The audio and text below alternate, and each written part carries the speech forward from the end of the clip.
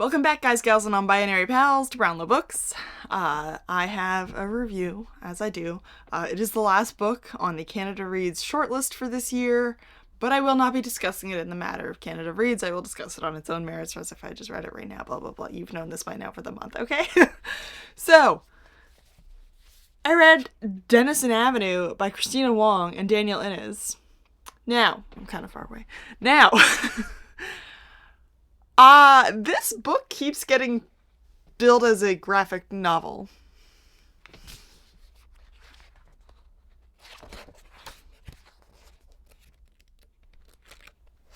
It's not a graphic novel. Like, it's not, okay? This is a novel. However,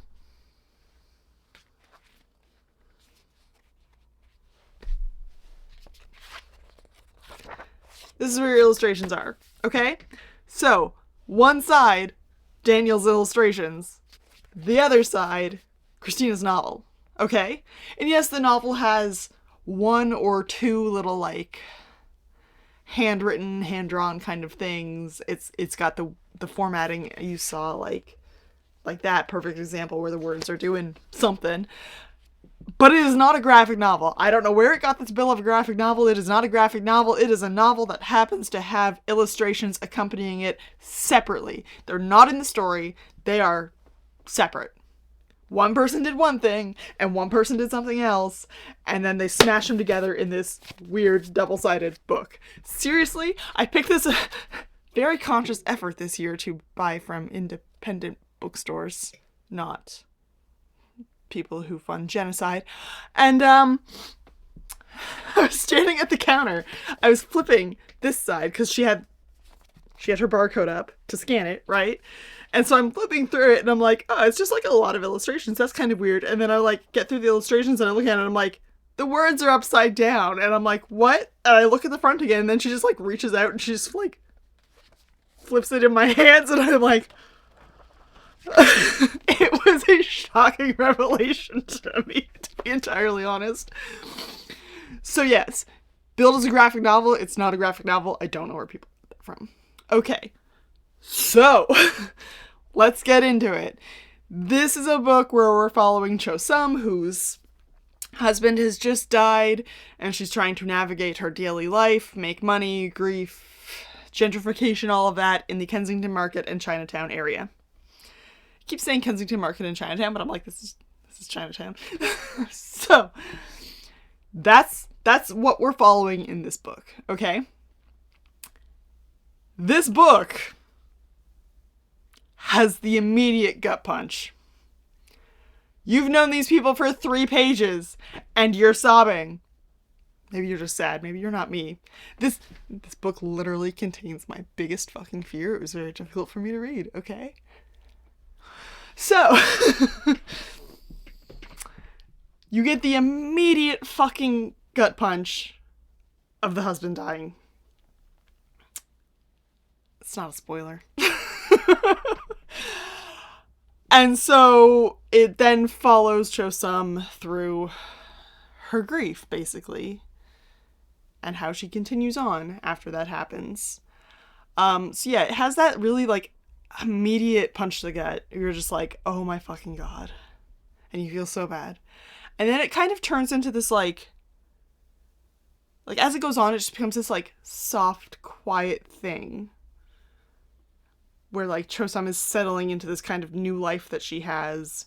She's finding all these things that were immediately different. She's now kind of like settling into. It does kind of show like this real-time gentrification of Chinatown and Kensington Market in the way that like she talks about what's around her. So like it is very much like talking about like all these Chinese stores and these Chinese restaurants and how the street is and what's happening and what's going on and all these like festivals and like these kind of things. And then they just kind of like, it takes place about over a year and it's just kind of like things slowly just sort of change in front of her, and she makes a mention of like, oh, I remember when this place used to be this place, or like, oh, I remember when you could see the CN Tower from here, And now, there's too many condos, you can't see it. Like that kind of thing. Where you're like watching it in real time happen in front of you. And it's just the way she's going through this and like the grief piled up with this like, I'm sorry, my cats are going crazy. What was I saying? The way we see her going through her grief, and it's just kind of like a reminder that like time doesn't slow down for anyone. Like time is fucking persistent, but like so is change. Change is a constant. And it's just, I don't know. There's something about it that's just like so grabbing, even though it's just like this woman's shopping list. And then like memories of her husband at these places that like no longer are what they are. I don't want to say it's a beautiful book, because like I didn't tab anything. I didn't take a picture of anything. I did not write a note in my notes app going, oh my god, this page. Like I didn't do that. But it is still this like, I don't know. It reminds me of like some other things I've read where people did not like them because they were slow. But the slowness is what makes it what it is. That makes sense. So yeah, with the gentrification of it all, it's showing, like the loss of like cultural diversity that Toronto definitely suffers from. Just the way it goes on. Toronto be Torontoing, That's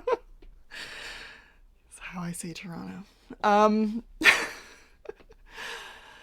This book has 542 ratings at the time of me recording this. Most seem to be because it was on Canada Reads. That's what most of the reviews have said. It comes out to 4.2. 4.2 stars. So it's pretty good. It's, I think, the highest out of all the Canada Reads books this year so far. I'm not gonna talk about that right now. You'll see me on Thursday. But yeah, it's just, grief and aging and change, and nothing stands still, and everything is constantly going, and just, I don't know, the way it comes together is just really lovely. For a book that I was pretty unenthused about, I actually really enjoyed it. Even though I broke down a couple of times because it does have my biggest fucking fear in it. But anyways, I do want to talk about one fucking review I saw on Goodreads where the woman was like, I just don't understand it, I guess. Why would you sit on $1 million home that's mortgage free and not sell it when you could have money and, not be collecting cans on the street? And I was like, wow. Wow. Way to not understand the book at all. I was flabbergasted when I saw that review. I was just like, wow, babe, no, shut your mouth. Delete button, come on. Wow. Because, like, I live in $1 million home.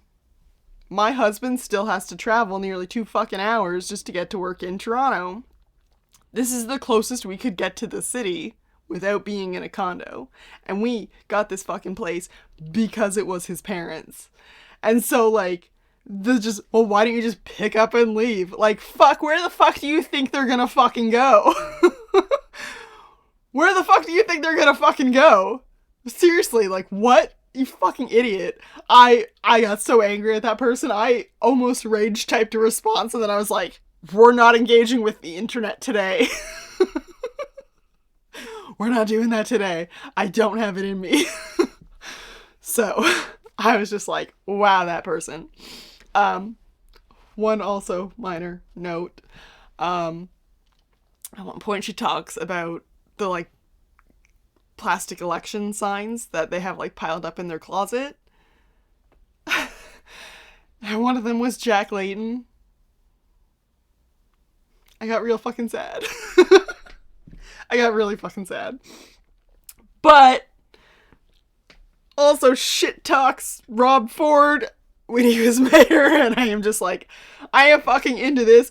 I live in Ontario. I live in the Greater Toronto area. I am fucking happy to shit on a Ford brother any fucking day. Fuck those guys. Yeah, one's dead. Fuck him anyways. Alright. So, I was just like, I love this. I love the shade. Excellent shade. Love it. Were there any parts that I absolutely hated? No. Were there any parts I absolutely loved? Also kind of no. Maybe the boy in the park. I kind of liked the boy in the park when she was collecting cans and she was like, I want those cans. And they're like drinking. They're like, oh, just a minute. Also, what's with everyone calling her grandma? Is that a thing? Is this a cultural thing? I would never think to call an old person I saw grandma. And like, especially someone I don't know. And like, also she didn't have kids. Kind of reminded me of the shepherd in Firefly. Oh, grandpa. Oh, I never married. You know? Like, what? But yeah, the memory parts got me a lot. When she's like reminiscing about like when she met her husband, or how they used to go to these dances, or they went and they saw the dragon boats, or when she got her citizenship, like all these little things that just kind of make up a person's life. You know. Alright, so, as I said, it is on a Canada Reads long list. I will talk about it later this week. Should you read this book? Yeah. Alright. Thanks for hanging out. I will see you around next time.